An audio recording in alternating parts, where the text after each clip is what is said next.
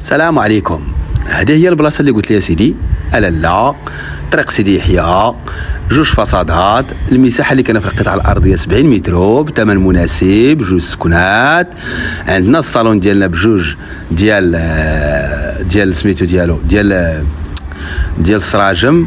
هنا عندنا الصالون، هذه فيها جوج فصادات، جوج سكنات. كاينه في السكنه التحتانيه صالون، بيت، كوزينه، سيجور ودوش، والسكنه الفوقانيه فيها جوج بيوت ودوش وصالون، والسطح ما فيه والو. الاخوان الاخوات، بالنسبه للثمن هو 65 مليون، الثمن قابل للتفاوض.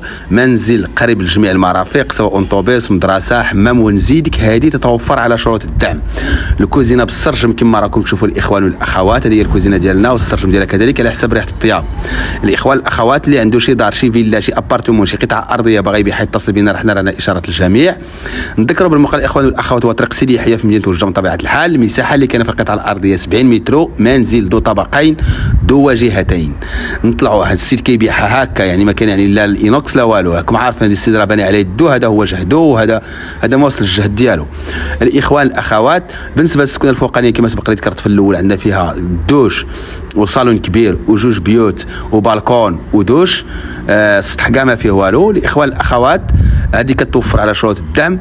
البني جديد، بيرمي دو كوبي في 2023.